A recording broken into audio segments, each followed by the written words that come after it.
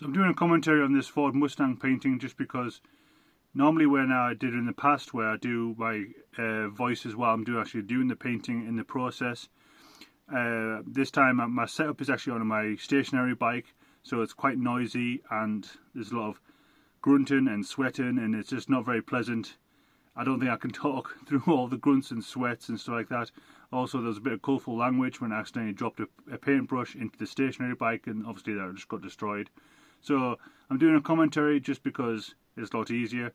The only thing is about doing a commentary, only thing about doing painting on stationary bike, is the fact that I'm stationary. So I've got to make sure that everything's prepared beforehand. I've got my paints ready. I've got some water because I'm on the bike for several hours and stuff. This is quite a fun painting to do. I did this on A3 with watercolour paints, posca markers and various other materials. To start off with this painting, I just did a rough line with biro, not with pencil or anything like that, just to get the essential lines in, not actually just doing the whole actual vehicle, just essential lines. I can actually do this with pencil, which I can rub out and stuff like that, because I knew these lines would be covered up with a lot of excess paint and stuff. And it's just a bit more efficient as well, so I can just sketch in the lines with a simple biro. Once I've got the essential lines in for the Ford Mustang, I then started adding the watercolour layers. Start off with neutral tones of like brown, grey underneath, and then gradually build up the layers of yellow and stuff. As you know, watercolour paint is very thin and very transparent, so it's about building up lots of light layers on top of each other. Like the yellows, for example, sometimes the lower layers would have up to like maybe 4 or 5, even 6 layers of yellow. The yellows stand out a bit more. I added a bit of blue in the distant, just at the top of the actual vehicle as well. This helps just pull out the contrast of the whole vehicle. So you've got the dark neutral colours at the bottom and the blue at the top, so it just helps create like a cool 3D effect. One thing I learned as well is when actually applying these watercolour paints and stuff, I not to go directly to black straight away. So for all my shadow colours and stuff like that, I went to a contrasting blue, like a teal kind of blue.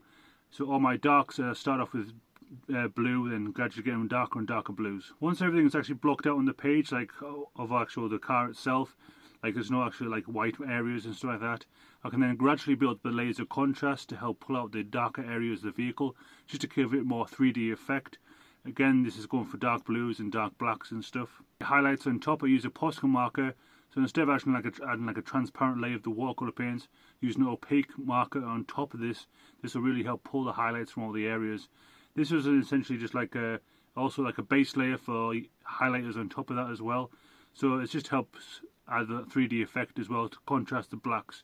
So you've got the darkest blacks and the lightest lights. To also emphasise the shadows, instead of using like a pencil to add gradations, I used the biro again to add cross-hatching as well. This is kind of the cross-section with some of my vehicles. I can actually make it a bit more realistic by adding gradations of pencil, but this kind of can take time. Or kind of like more of a cartoony kind of retro effect by adding cross-hatching. I had to go with cross-hatching for this one. I wanted certain areas of the whole vehicle to actually like be flat, while in some areas of the vehicle to be have more contrast, for example. So to flatten out the layers, I had like a gloss marker of the highlighter pen, so you see blues.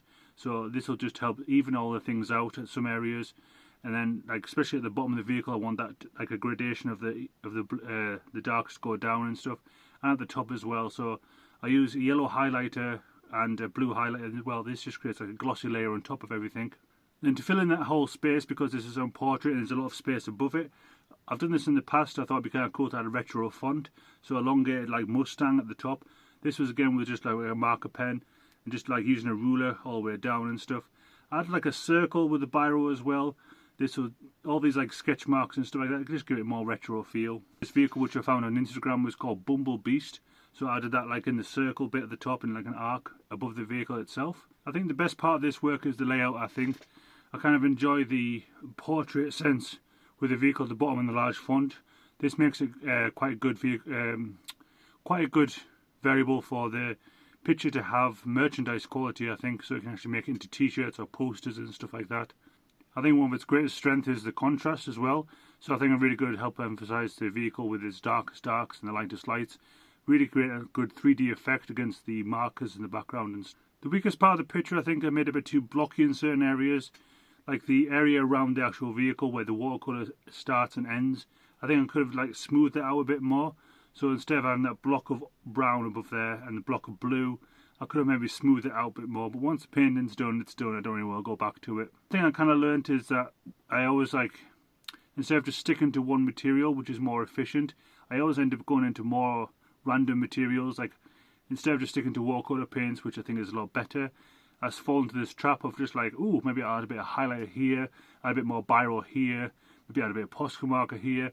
And it just, like, once you start adding all these different materials and stuff, it can make the whole picture kind of jaunty a bit, because a lot of these materials don't work well together. So if you add like a lot of Sharpie pens, you can add a lot of dark contrast, so then you've got to apply that to the whole painting to actually make it balanced out. Sometimes you add posca markers, which are really opaque, so it can sit on top of all the layers. This can help kind of like unbalance it as well. So it's a bit shaky and stuff like that, so I think next time I should maybe stick to one material. I picked this Ford Mustang because it was just on Instagram online.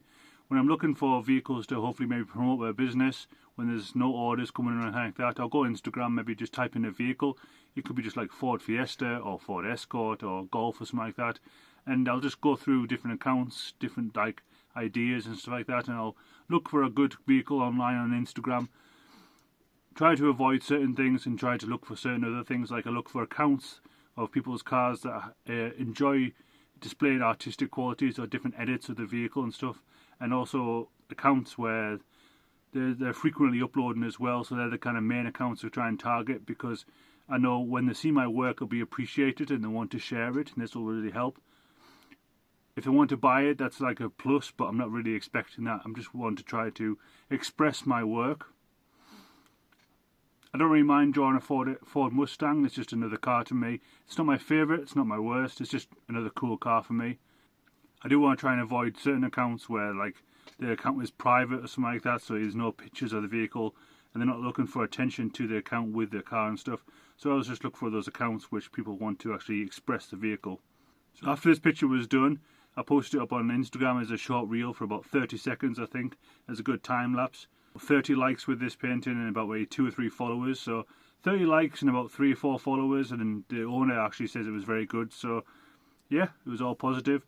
There is sometimes when I draw vehicles and paint vehicles where there is like zero feedback or something, or some people just don't even appreciate it. Some people actually want money for it and things. I've had certain times where people have actually says, "You've drawn my car, so now where's the money for it?" Other times people can be offended that I've drawn their car. So it can be quite variable with people's reactions, but this one was positive, which is good. And I got some likes and follows, so yeah, it's all good.